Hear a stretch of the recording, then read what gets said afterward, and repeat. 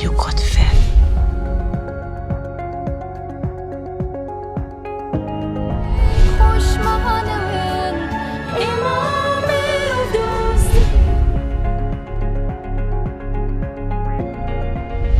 سڵاوتان لێبێت و ئەم کاتەتان باش لە بەرنامەی کۆوارەوە بە کۆمەڵێک بڕگە و بابەتی ڕەنگا و ڕەنگەوە هاتوینەتەوە لاتان. سەرەتاش بە هەواڵە هونەری و کولتوریەکانی هەفتە دەست پێ دەکەین، پاشان بەرگە سەرەکیەکانی کۆوارتان پێشکەش دەکەین.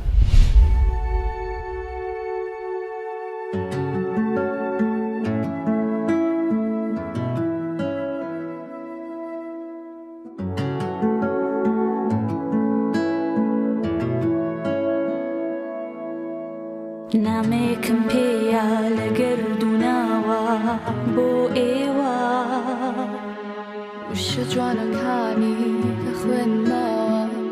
لە ڕێگەی ڤیدیۆ کلیپێکەوە کۆمەڵێک هونەرمەندی کوردی و بیانی هاوار دەکەن بۆ پاراستنی مرۆڤایەتی و زەوی.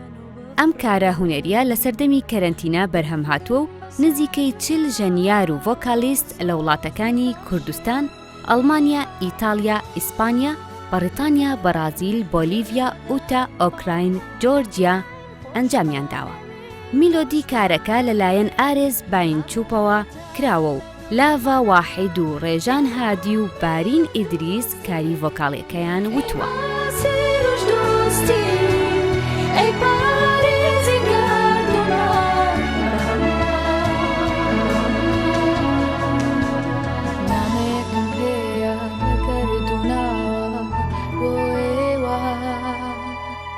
وشە جوانەکانی ئەخوێنماوە بۆ ئێوە کەس نایوێ بڕوا بکە باخچەوە خەریکە دەم بێ.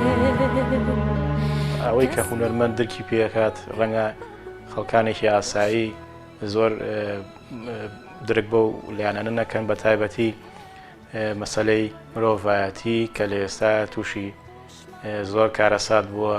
ئێمە سروشتە سڕینەوە، ئێمە شارستانێت دەسڕینەوە، نیشتیمانە سڕینەوە زۆر لایانی تریش کە ئێمە وەک خۆم درکم زۆر بەم لایانە کردووە، زۆریشم پێ گرنگە کە بەگوێی هەموو خەڵکو و جیهانیا بم.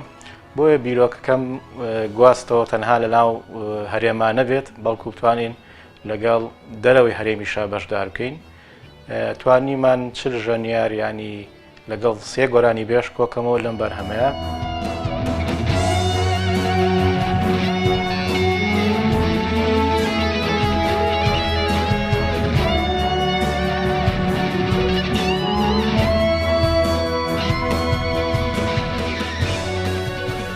کارەکە وەکو میلۆدی دەگەڕێتەوە بۆ موزیکدانەر و گۆرانی بێژی بەناوبانگ پاوڵ ماکەرنی کە کەسایەتیەکی ئینگلیزە.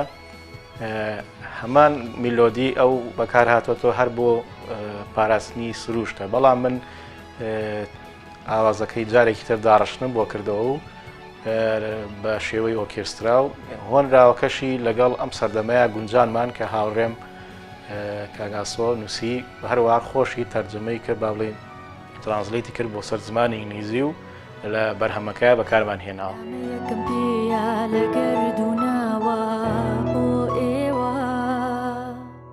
وشە جوانەکانی خوێنماوە بۆ ئێوە منم مرۆڤێکی تەنیا لە بەردەم تۆدا. من تەنها ئەوەی کە توانیم لەم کلیپە کە بیگەێنم ئاڵاکەمە بۆ بەڕاستی، یعنی زۆر لەو موزیک ژەنانە تەنانەت یان و هین کوێ کوردستان کوێ بەڕاستی من ناچار نەخشەم بۆ ناردن و ئەمە کوردستانە فڵان کەوتۆتە کەرتی بەشی لای نازام ڕۆژهەڵاتی ناوەڕاست و بەم شێوە بۆم ڕوون کردوەوە. ینی لایانی کەم هیچ نەبێ من ئەوەنم پێ ناسانن کە ئێمە هەرێمێکین، با بڵێن وڵاتێکین، ئەمە ئاڵامانە، ئەمە کەلتورمانە. ینی ئەمە بەتەنیا بەز نییە بۆ ئەوەی کە ئێمە دەیان هەزار میلۆدی جوانی کوردی فۆکلۆریمان هەیە کە پێویستە ئیشی لەسەر کرێ.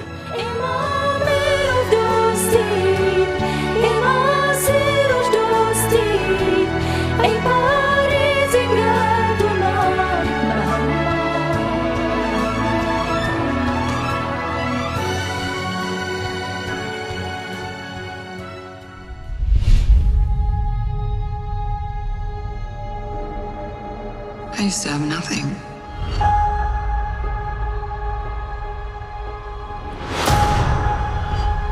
And then I got this job. This family. But nothing lasts forever. I heard you had to leave in a hurry. It's never easy these days. So what are you going to do? I've lived a lot of lives, but I'm done running from my past. فیلمی بلاک ویدۆ بەهۆی کۆرۆناوە لە بەرهەمهێنان وەستا و وادەی بڵاوکردنەوەی گۆڕانکاری بەسەرداهات لە مانگی 5ەوە بۆ مانگی 11 دواخرا.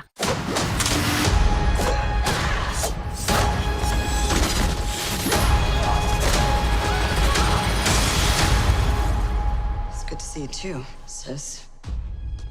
What brings you home?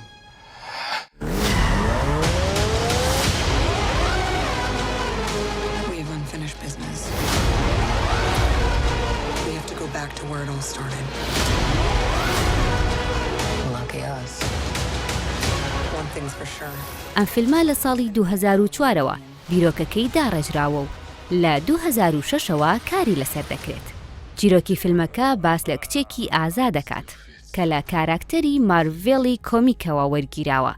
لە دەرهێنانی کیت شورتلاندە و ڕۆڵی سەرەکی لەلایەن خانمی شۆخوشەنگ سکارلێت جۆهانسنەوە دەبینرێت.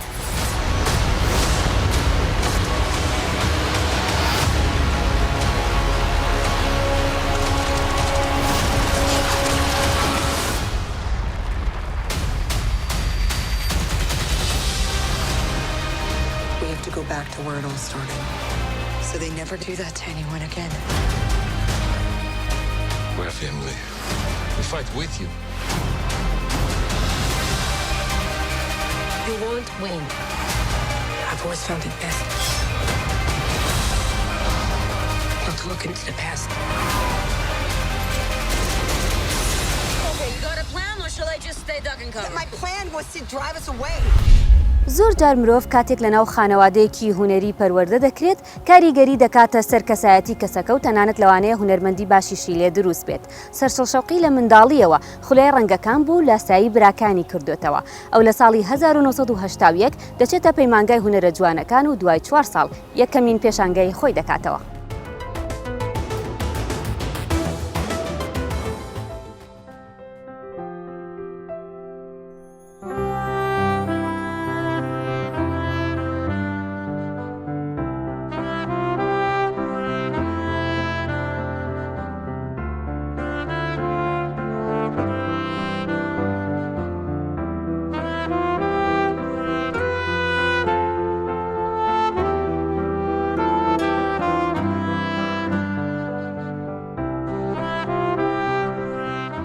ئەزمموی هوەری من دەگرێتەوە بۆ ساڵانی پێشەشتاکان کە من لە بنەماڵی هونەرمەندم براکانم زۆربیان کاری هونەریان کردووە ئەوە دەواازەی شیواڵا بوو دەرگایە شیواڵا بوو بۆی کەم بێمە ناو جیاونەرەوە. ساڵی هەشتاویەک لە پەیمانگای هونەرجوانەکان وەرگیرام بۆ 1956 تەواوم کرد.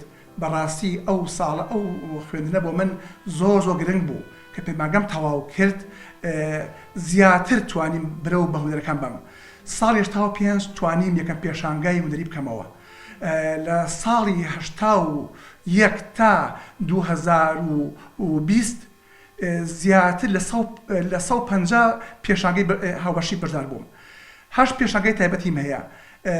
پێشانگای زیاتر لە کوردستان، لە ناوخۆ، لە دەرۆی وڵات.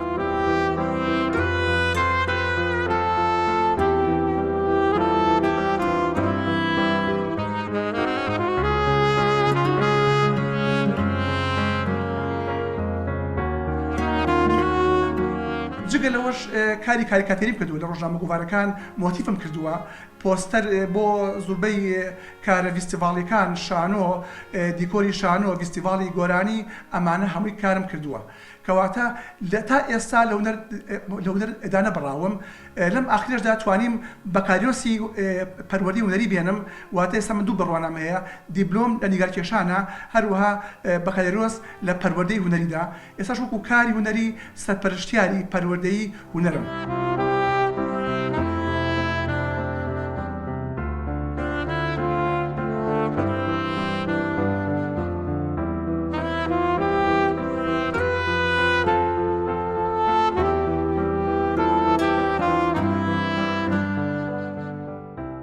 هوەر عشقا هوەر جوانیە کوردستان ڕەنگا و ڕەنگە سروشتی کوردستان ماڵە کۆنەکان کەلەپوری کوردی فەلکلوری کوردی ئەوانە بۆ من بۆتە قوتابخانەیەک هەروە ئەو ساڵانەی کە سەرپەرشەی پەروەردەیی بووم لە شارباژێر ئێستا خەریکە کارەکانم بەرە و ئوسلوبێکی تاو ئەچێ کە لە سروشت نزیکە سروشت چون سروشت قوتابخانەی یەکەمە سروشت ماڵی یەکەمی منە سروشت فێمانەکە ژیانمان خۆش بێوێ سروشت مامۆستای یەکەمە سروشت ڕەنگاڵەیە کەواتە ئێستا زیادە کارەکانم بەرەو سروشت ئەڕۆن و بەڵام بێژگە لەوەش لە کاری تەعبیریش بێبەش نەبووم.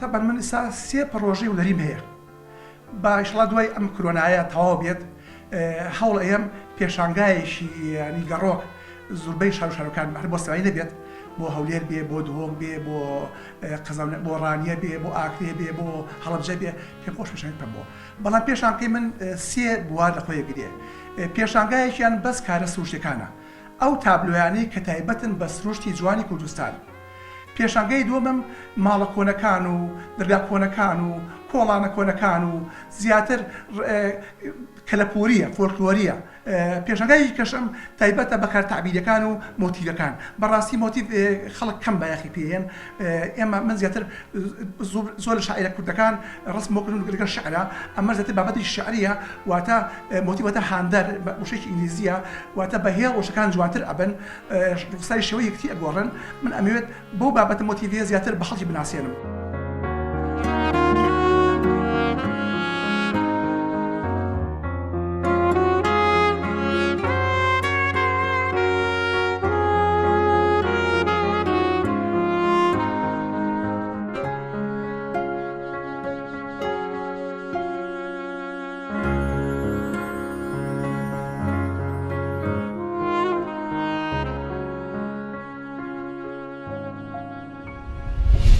لەم بڕگێدا نووسەر هۆشەنگ شێخ محەممەد لە ڕێگەی کتێبەکەیەوە باس لە خوێندنەوەی حکمەتی ئیشراقی سوورەوەردی دەکات ئەو لێرەدا زیاتر ڕوونی دەکاتەوە و باس لە مانای ئیشراق دەکات لە لای سوورەوەردی.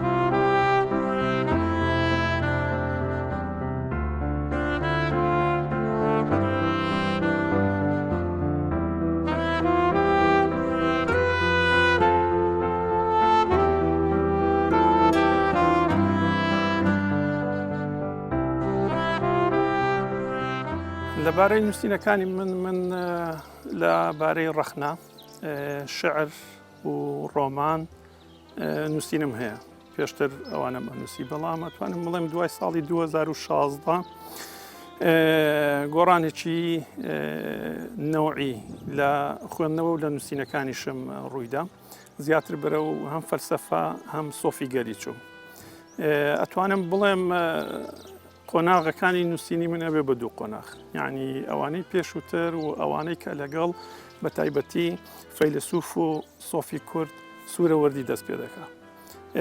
طبیعی وەکو هێنری کۆربان ئەڵێ حکمەتی ئیشراق ئنجیلی ئیشراقیەکانە مەبەست لە کتێبی حکمەتی ئیشراقی سوورەوەردیە کە من ئەو ماوەی ئەتوانم بڵێم 3 تا 4 ساڵی ئەخێری ژیانم لە بۆ هەم وەرجێڕانی کتێبی حکمەتی ئیشراق تەرخان کردبوو و هەمیش نووسینی کتێبێکی تر کاوردکردنەوەیە و یاخود شەرحێکە بۆ کتێبی حکمەتی ئیشراقی سوورەوەردی و هەروەها وەکو دەواازەیەک وەکو پێشکەشکردنێکی سوورەوەردیە بە ڕۆشنبیری خۆماڵی کوردیەوە بە شێوەیە کە بتوانین ئەوەی من ئامانجم بوو طبیعی لەو دوو کتێبە هەم وەرجێڕانەکە و هەم شەرحەکە بۆەوەی کە ئێمە سوورەوەردی بێنینەوە ناو ماڵی ڕۆشنبیری کوردی.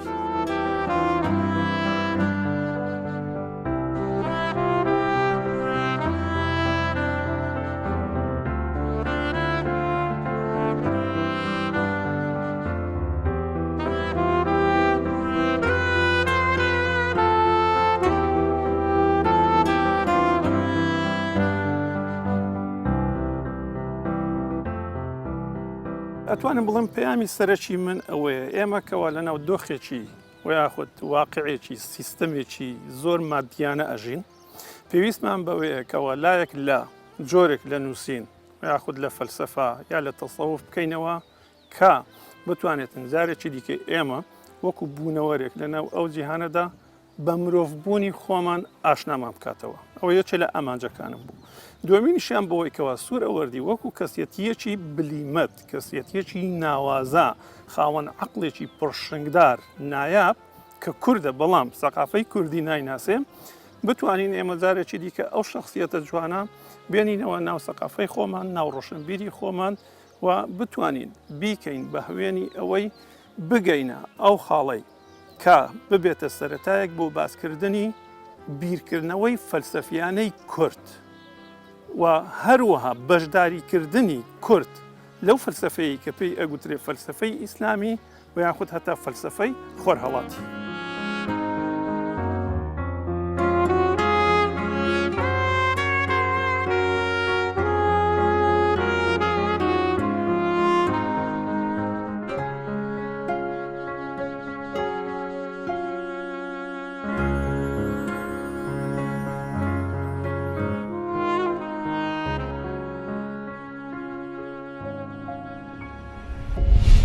لە دوا بڕگەدا شێوەکار دلێر کامێران میوانی ئێمە دەبێت باس لە ئەزمموی شێوەکاری خۆی دەکات و زیاتر باس لە پەیکەرەکانی دەکات باس لەوە دەکات کە چۆن ئەم پەیکەرانە لە زاخۆدا دانراون و کێن و کەسایەتیانە کە ئەم دروستی کردوون.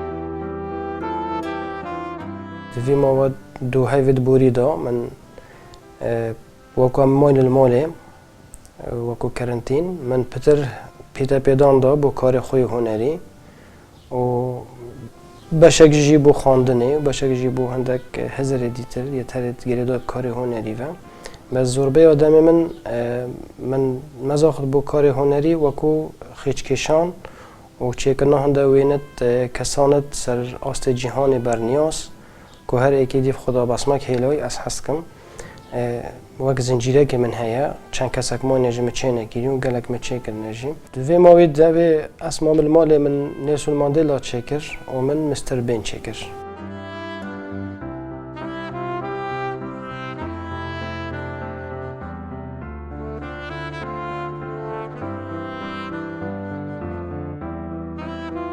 نوکت بردست بارزانی نمر از چد کم وکو کسانه که جنراله که چرخه بیسته و جی بسمه که باش هر ناف دیروک آمده و دیروکا جیهانی ده من وکو هزله که چکر بو پیکره که ام وی شرده دجی ویروس کرونای و وک هیویه که وک امیده که ام بشین روزه که ام وی نساخی و وی ویروسی بکو جینو نهیلین من هزله که پیکریش چکر هر وی ماویده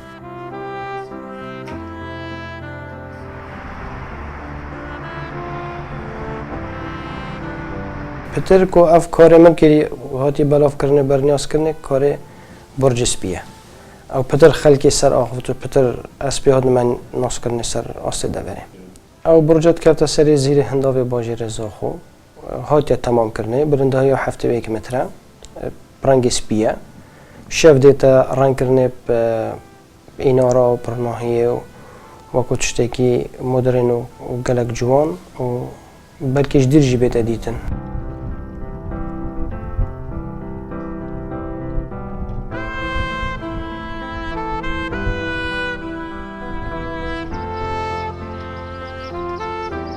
بارك اردانو ایاز بابته که کفن الدف ما هیچ وقت از جی بچیک دا من حشواند کر و پشتی او نمانجی هر مدگوت خوزی رجاک بیت از بان چتاگی بکم وصاده لیوه هات کم مبانم هر دو کاره کرن دف پرا دلال و مقصود ما برابری چکو پرا دلال و خابیر گل هوان و هنری و کسی وانا گلک وکی علاقه کی ناف بینوان ده هبی وکه پیشتی پر هات یعنی جن کرنه اصلا زمان سر چه اساس سر چه دی هات نرا کنه چه تأثیر پر ند کرد اصلا ولات خازم ببینه جهه خوفه جورک دی چکو باشترین جهت زا خودم مقصود بره حل بجارد چکو بر پره و بر خوابیری اشت خازم بینه بره و